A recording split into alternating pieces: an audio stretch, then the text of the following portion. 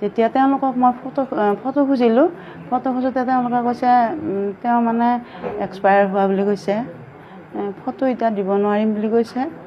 তাৰপিছত আৰু আগতে জনাইছিলোঁৱে গম পাইছিলে, কিন্তু মোৰ স্বামী শৰৎ ডেকা তেওঁ উত্তৰাখণ্ডত SSB কৰ্মৰত আছিলে। তেওঁ 2 মাহৰ ছুটীত ঘৰলৈ আহিছিলে। ঘৰত আহি তেওঁ 12 তাৰিখে ছুটী শেষ কৰি তেওঁ কৰ্মলৈ বুলি গৈছিল। গৈ থাকোঁতে তেওঁ দিল্লী ঠিকে ভাগে পাইছে। দিল্লী পাই তেওঁ ভাত খাইছে, দুপৰীয়া উত্তৰাখণ্ডত যোৱা বাছত টিকেট কৰিছে। তাৰপিছত তেওঁ 14 তাৰিখৰ পৰা আমি 14 তাৰিখে 6:10 আমি কথা পাতিছোঁ।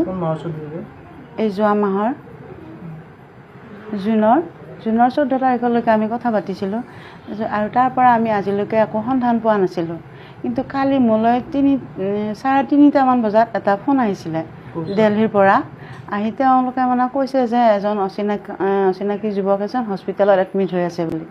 যেতিয়া তেওঁলোকক মই ফটো খুজিলোঁ, ফটো খোজোঁতে তেওঁলোকে কৈছে তেওঁ মানে এক্সপায়াৰ হোৱা বুলি কৈছে, ফটো এতিয়া দিব নোৱাৰিম বুলি কৈছে। তাৰপিছত আৰু মানে অহাকালি দিম বুলি কৈছিলে, 10টা বজাত খবৰ দিম বুলি কৈছিলে।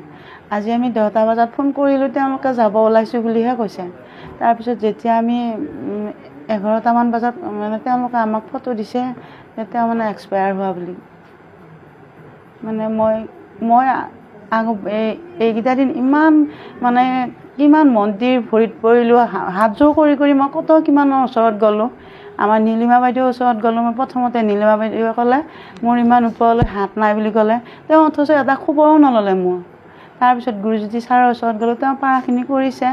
তাৰপিছত আৰু সেইদিনাখনে মই ডিচিৰ অফিচত গ'লোঁ, যাতে তাতে এটা ল'ৰাই মোক হিমন্ত ছাৰৰ মানে যিজন তেওঁ পিয়ে থাকে নেকি নাজানো ইমান, তেওঁ এটা ফোন নম্বৰ দিলে। সেই ফোন নম্বৰটোত মই ফোন কৰি ক'লোঁ, কোৱাৰ পিছত তেওঁ দিল্লীত থকা বুলি ক'লে। তাৰপিছত তেওঁলৈ মই এটা ভিডিঅ' পঠালোঁ। তেওঁ কৰিলে নকৰিলে মই নাজানো। তাৰপিছত মই ফোন কৰিলোঁ, ফোন কৰোঁতে তেওঁ ক'লে ছাৰ দিল্লীত আছে বুলি ক'লে। মই যোৱাকালিও ফোন কৰিছোঁ। ফোন কৰোঁতে তেওঁ ক'লে যে মই আপোনাৰ ভিডিঅ'টো ছাৰক দিছোঁ, ছাৰে চোৱা নাই কিজানি বুলি ক'লে। তাৰপিছত মই আকৌ তেজপুৰত অশোক সিনহাল ছাৰকো মই সেইদিনাখনে ফোন কৰিছোঁ। মানে যিদিনাখনে হিমন্ত ছাৰক ফোন কৰাৰ আগতে অশোক সিনহাল ছাৰক ফোন কৰিলোঁ। ফোন কৰোঁতে তেওঁ মানে কৈছে মই এতিয়া ফ্লাইটত উঠিব ওলাইছোঁ। হ'লেও তেওঁ কথাখিনি শুনিছে, কিন্তু কি কৰিছে কি কৰা নাই মই নাজানো। মোৰ